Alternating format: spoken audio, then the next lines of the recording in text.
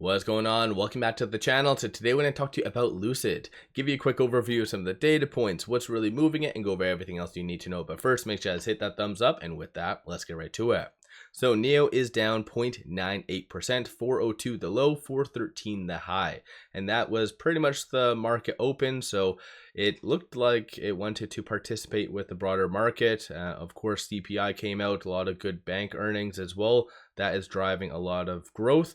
But NIO is just absolutely lagging today, and you're not seeing any buy the dip moments with NIO or anything like that. So it is just one of the most frustrating stocks to own.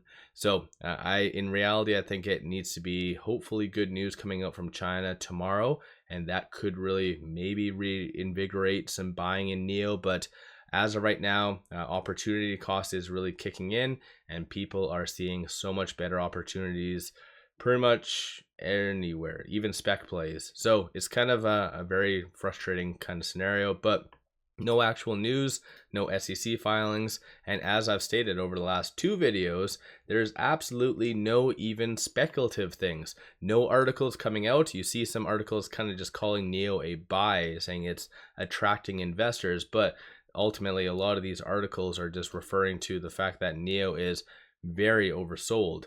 So you're not seeing any new analyst ratings, nothing along those lines. So it is kind of just stuck in limbo based on the technicals. Shorts are doing whatever the hell they see fit, and that's been the case for a very long time.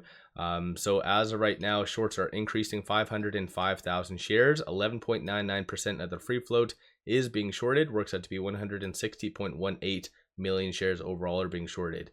Through IBKR does indicate roughly around 3 million shares is available to be shorted, and you can kind of see how shorts just are playing with it. So they increase freely, do what they need to do, and this right here, them increasing, ultimately did kill this momentum right here. Because of course it's inverse by shorts increasing, that does add selling pressure. So yeah, today it's just shorts game for NIO, so it is unfortunate for that. But moving on over to options, I can't speak this morning or whatever it is, the afternoon. 2.01 million in calls, 831,000 in puts. 47% of all the options being done today are bearish in nature. So even though, like I said, big money's not really buying the dip, they are hedging and kind of looking as though NIO is going to be trending down a little bit. Very low volume, and that's been the case for the last 2 or 3 trading days for overall options. So it is just kind of losing steam in general. Of the call options that are being purchased, you see a consensus for it to be above 450. So for the $5 optimists that have been buying, that seems to have popped for the most part. And then the bears are anticipating for it to be sub 350. So a little bit more evenly divided. Like I said, no big real transactions on the secondary market. And as of right now, with at 404, it is trading between this S1 and this S2. So $4 is going to be that next strong support. And luckily enough, that's been kind of the saving grace for NIO. If that wasn't kind of solid support, then yeah, this would be instantly down to kind of the high threes right now. But right now, just kind of watch for that. Flip side, $4.25 didn't even come remotely close to that. So right now, NIO's technicals are very poor. I'm sure you don't need me to tell you that, but as of right now, though, it is below the ALMA, below all the key pivotal moving averages.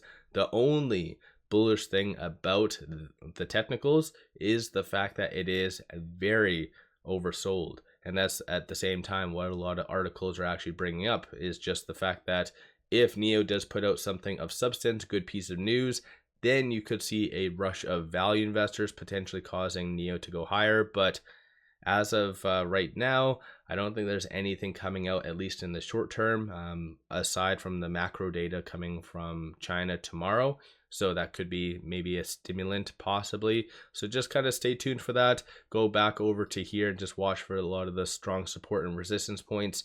So 425 and then 467 is going to be the next strong target / resistance points. But even the Elliott wave technicals, as I did bring up a couple of videos back, are projecting for NIO to really break down to, I think it said 360. So right above this S3. So all in all, I think NIO If you have a long-term time horizon, then yeah, it's all just short-term noise. If you are one of those individuals that's trying to average down, catch the bottom, then this is one of the most frustrating stocks. Even myself, I've owned it for just over a year now.